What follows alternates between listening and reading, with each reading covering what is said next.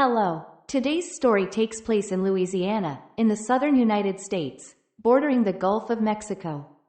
This state is famous for its rich history and unique cultural traditions, blending French, Spanish, and African influences. In southeastern Louisiana lies a peaceful town called Slaughter, with its endless vast fields and beautiful rural landscapes. The town's economy is primarily agricultural, and most residents are involved in farming and livestock. Despite having a population of fewer than 900 people, the community here is close-knit and harmonious, forming a warm community. Naturally, such a friendly town has attracted many people from afar to settle, including the Fletcher family. This wealthy family of three includes Clay Fletcher, a 65-year-old official of the Baton Rouge nonprofit Civil War Roundtable. This organization specializes in researching and discussing the American Civil War. Its members include historians, scholars, enthusiasts, and researchers interested in the Civil War, as well as related events and figures. His wife, Sheila Fletcher, 64, is a town council member with a wide and diverse social network, knowing many people. The couple has a daughter named Lacey Fletcher, 36 years old. Lacey's health is poor, suffering from many illnesses.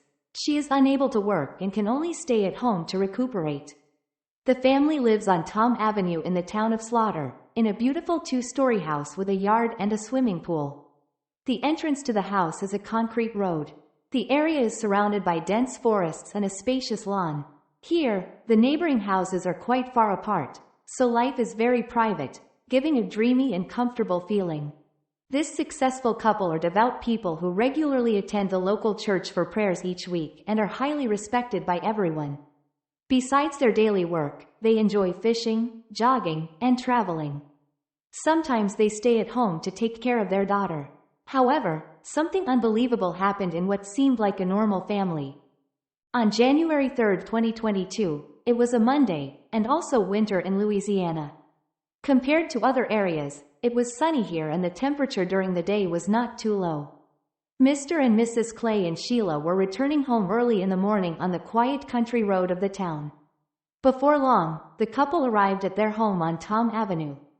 They parked their car behind the garage and walked across the lawn to the main door. They unlocked the door with a key and entered the house very relaxed. The house was dark, and they touched the light switch on the wall and turned on the lights. They continued down the hallway and prepared to return to their bedroom to rest. As they passed the living room, they were shocked by the scene before them. They saw their daughter Lacey, who appeared lifeless, lying motionless on the couch as if she were dead. Mrs. Sheila knelt beside her daughter and burst into tears. Both tried to suppress their pain and quickly called 911 for help. 2 hours later, emergency personnel promptly arrived at the house. At that time, Mr. and Mrs. Clay and Sheila were waiting outside the door. Upon seeing the emergency workers arrive, the couple hastily expressed, "We went on a weekend trip, and our daughter Lacey stayed at home. When we returned, we found her lying on the sofa and not breathing." They also mentioned that their daughter's health had always been very poor. She never went outside and suffered from locked-in syndrome, abbreviated as LIS. This is a rare neurological disorder that causes patients to lose almost all motor and verbal abilities, unable to control muscles but can only communicate with the outside world through eye movements or nonverbal means. Although unable to move her body, her consciousness was still clear, and her cognitive and thinking functions were not affected. They further explained that they had previously left their daughter at home alone when traveling without any problems, but unfortunately, something happened this time. When the rescue team entered the house, they felt something unusually strange. The air was filled with a terrible stench like that of a toilet. In the living room, they saw Lacey, the girl, lying on a brown leather-covered sofa, sunk into the crevice of the sofa, covered in feces and urine as if she had been sitting there for a very long time. Lacey's condition also looked very strange. She was only wearing a short blue patterned t-shirt that could not fully cover her breasts, looking very ill-fitting. Her body was leaning heavily to one side, her legs crossed, her right arm wrapped around her chest, her brown eyes wide open, her mouth slightly ajar revealing her neat upper teeth. Her body had red spots, and her face and body were covered in feces, sticking to her hair, ears, and skin with mosquito bites all over. The ulcers and sores on her skin had severely rotted down to the bone marrow. On the necrotic wounds, maggots were everywhere, gnawing away at the body. This horrific scene, unseen in their careers, left the emergency workers extremely horrified and nauseous. They could not bear it and immediately confirmed on the spot that Lacey was dead and did not need to be resuscitated. A few minutes later, a piercing siren broke the quiet of the town late at night. A large group of police officers rushed to the scene and cordoned off the entire area. Ewell Bickham, the forensic pathologist, also quickly arrived at the scene and the official investigation began. Aside from the area around the sofa where Lacey sat, the other parts of the house were neat and clean, but the air was filled with a nauseating stench. The sofa Lacey was sitting on was placed against the wall. Right in front of the sofa was a low black table filled with items such as wet wipes, talc powder, a commonly used powder in cosmetics and personal care products like foundation, etc., nasal spray, skin cream, a covered box, and a photo of Lacey as a child. These were the items Mr. and Mrs. Clay and Sheila used when cleaning their daughter Lacey. On the floor between the sofa and the low table were 2 old DVD boxes. Looking at the covers, one could tell they were children's movies. Watching movies was one of Lacey's few entertainment pleasures. Next to the sofa was a gray wardrobe containing stacked clothes of Lacey. Not far away was a simple toilet. Since Lacey could not move, the entire sofa area was where she lived daily. When she died, she weighed only 43.5 kilograms, much less than the normal weight of a grown woman in Europe. The autopsy report showed that Lacey suffered from many diseases including ulcers, bacterial infections, COVID-19, etc., acute malnutrition due to prolonged lack of food, and septicemia from osteomyelitis. All these factors led to her death. The time of death was from 24 to 48 hours before being discovered, with Lacey's stomach containing sponge from the sofa, body waste. Forensic Dr. Bickham raised doubts about Lacey suffering from locked-in syndrome because a person with this condition cannot eat on their own and depends on the support of others. If she really had this disease, then in the period before her death, she would have undergone extreme physical pain and torture. When Lacey was discovered, her back and hips were blackened, unable to see the skin. There were large ulcers on her buttocks and thighs, the wounds mixed with feces and encased by sofa foam.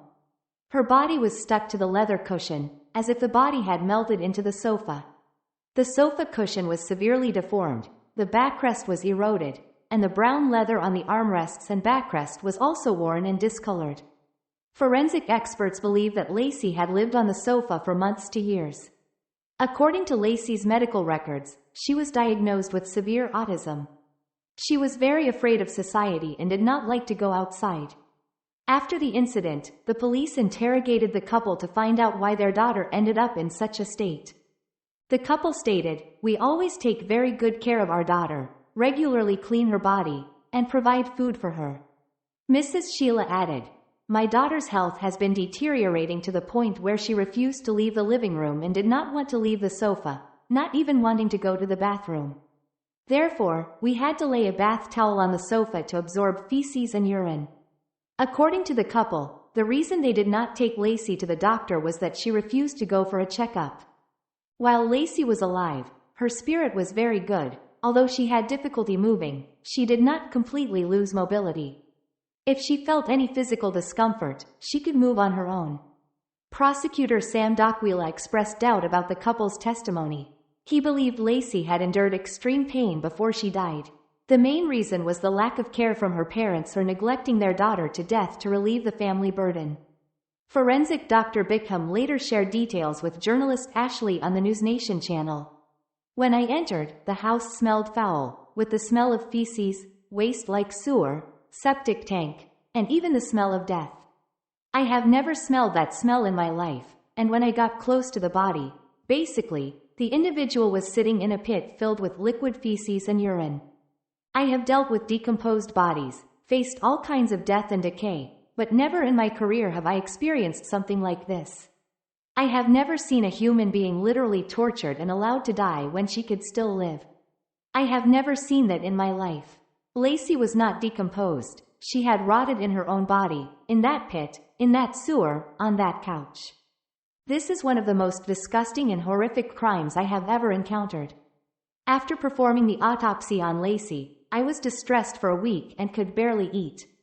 Lacey's case is the worst form of medical neglect I have ever seen. I don't know any adjectives or adverbs that could further describe it.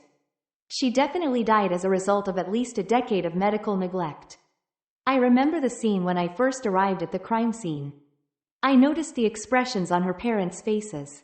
Clay was completely indifferent throughout the process and seemed emotionless, as if the person he had beaten was not his daughter. Sheila had her head buried between her knees, showing a bit of sorrow and shedding a few meaningless tears. My instinct told me that everything was not normal, completely different from the mood of relatives in other murder cases I've encountered. There was no evidence that Lacey was being fed properly, except for a small bag of hard candy nearby. In reality, her stomach contained yellow sponge from the sofa and feces. Lacey's father works for a non-profit organization, and her mother is also a member of the town council. The couple had a wide network and were connected with people from all social strata. They had more than enough financial resources to treat and restore any mental health issues and to hire personal care for their daughter if they really wanted to. However, they believed that their daughter's immobility was due to psychological effects. They thought their daughter did not want to leave the sofa. They assumed that their daughter only had psychological issues and was physically healthy. After the case, the town's chief of police, named Jeffrey Travis, made a statement. I have been the chief of police here for 6 years and have seen many things happen, but this is the worst case I have encountered. Other investigators also said, I couldn't sleep or eat after investigating the case, due to the psychological trauma caused by the horrific nature of the case. The victim, Lacey, was born in 1986 in Louisiana, and she died at the age of 36. After graduating from high school, she always stayed at home with her parents and disliked going out. In 1995, her family moved to the small town of Slaughter and settled in a 2-story house on Tom Avenue. After moving there, 9-year-old Lacey was lively and charming. She quickly made friends with the other children in the town. In 1997, as a teenager, Lacey attended a church high school. At that time, Lacey was still healthy, enjoyed sports, and participated in the school's volleyball team. To her classmates, she was a sweet and kind girl. However, it's unclear when her friends began to notice changes in Lacey. She seemed to care less about emotions and topics typical for teenagers and continued to enjoy childhood interests like playing with Disney dolls. Lacey also gradually realized she was different from her peers. She became more introverted, less proactive in communicating, and developed feelings of insecurity and anxiety. The last time her friends saw Lacey was during her 3rd year of high school. In the class photo, Lacey, with a radiant face, stood with her friends. Anyone who saw that photo would think Lacey was a normal, happy girl, but that wasn't the reality. After the graduation photo was taken, she never went to school again. After leaving school, Lacey always stayed at home and was taught by her parents. Her parents told everyone that their daughter had been diagnosed with Asperger's syndrome, a form of autism. In 2021, this condition was classified by the World Health Organization into the Autism Spectrum Disorder, ASD, group. This disorder involves poor communication and social interaction skills, isolation, limited friendships, narrow interests, and repetitive behaviors. However, the disorder does not involve clear abnormalities in language and intellectual development. Lacey gradually disappeared from public view and was rarely seen. Her life revolved around seeing psychologists and staying at home. According to medical records, her last medical checkup was in 2001, when Lacey was 16 years old. Information about her mental and physical state at that time has not been updated. Since then, Lacey never went to the hospital for medical exams and rarely left the house. Only after the early morning of January 3, 2022, did the entire incident draw the public's attention, officially starting the most bizarre, cruel, and inexplicable case in the town. After the event, the public was outraged and indignant about the couple's actions. Many wondered why their daughter had been ill for many years without effective treatment, which caused her condition to worsen over time. People believe that the couple's lack of attention led to this tragic outcome. John Potts, a colleague of Lacey's father, noted that the couple was highly respected within the organization, but no one knew they had a daughter. They never mentioned her to anyone until the incident occurred, revealing their complete negligence and lack of concern for their daughter. "I don't understand how they could let their daughter suffer and die in such agony," Potts said. Robert Blades, a neighbor close to Lacey's house, described her as a friendly and well-behaved child who liked to play with other children in the neighborhood. Until she was about 14, her parents did not allow her to play outside alone. "The last time I saw Lacey was in 2001, when she was exercising outdoors, looking pale and very thin," Blades recalled. According to the memory of Robert's son, Lacey was very intelligent but somewhat different, seeming to care more about things meant for younger children than her actual age. While everyone else was interested in racing and idolizing stars, she was immersed in childish games and couldn't break away from them. When Lacey was 17 to 18, her personality became more introverted, yet she still wanted to find friends to play with, constantly conflicting with herself, Robert added. 5 years before the incident, in 2017, I asked her father about Lacey's whereabouts, as I hadn't seen her for many years. I thought Lacey had moved away, but her father said, "Oh no, she's still here and doing well." Then Clay changed the subject and didn't want to discuss anything about his daughter. I understood the hint, so I didn't ask further, assuming that Lacey had just disappeared from the town, said Robert. According to Lacey's parents, her staying reclusive was entirely her own choice, and no one forced her to do so. Known that 12 years before the incident, around 2010, the couple had consulted a doctor about their daughter's condition. They told the doctor, "Our daughter's condition is getting worse. She's become very withdrawn, always staying on the couch and refusing to get off. We've tried everything to persuade her, but nothing worked." After hearing this, the doctor advised them to admit their daughter to the hospital for inpatient treatment, but it's unclear why they did not proceed.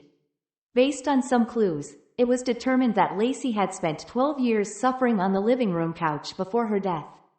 After the case, District Attorney Sam Dockwila prepared to prosecute the couple with a second-degree murder charge.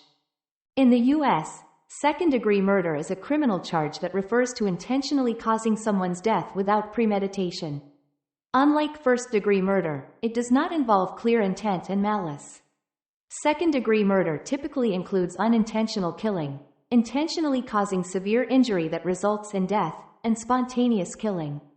Depending on state laws, the sentencing for second-degree murder varies, but it usually carries a lighter sentence than first-degree murder. The prosecution provided sufficient evidence, and the jury would consider and decide whether to formally charge the case. At the hearing, the jury saw images of Lacey lying on the sofa, her body smeared with waste, suffering from ulcers and rotting flesh exposed. These images made many jurors extremely uncomfortable and uneasy. Ultimately, the jury decided to prosecute the couple for second-degree murder with a bail set at $300,000 for each. 36 hours later, the couple paid the bail and were temporarily released to await the final trial. After being released, both spouses resigned from their jobs. The sudden death of their daughter had plunged them into deep grief and regret. They refused to respond to media interviews. Their lawyer issued a statement on their behalf, asserting that the couple did not wish to further salt the wound of losing their daughter as they had already endured enough. The trial was initially scheduled for February 6, 2023, but was later postponed to June 19, 2023. During this time, the county judge named Catherine Jones dismissed the second-degree murder charges against the couple at the hearing on May 30. District Attorney Dockwila continued to plan to charge them with a new offense. He wanted Lacey's parents to face life sentences without the possibility of parole. To achieve this, they proposed a maximum sentence of 40 years for manslaughter. On February 6, 2024, Lacey's parents received a lighter plea deal for manslaughter, facing up to 40 years in prison. If convicted of second-degree murder, they would face a mandatory life sentence without parole. The plea for manslaughter allowed them a chance for parole after 40 years, by which time they would be over 100 years old if they survived. Their sentencing was set for March 20, 2024. In life, There are many forms of unconditional love that parents have for their children, but for the unfortunate girl Lacey, this seemingly sacred emotion was the source of a tragedy that eroded both her body and spirit. Ultimately, leaving the harsh realities of the world was the only release that allowed her to rest properly in a new world. Today's video ends here, and I'll see you in the next one.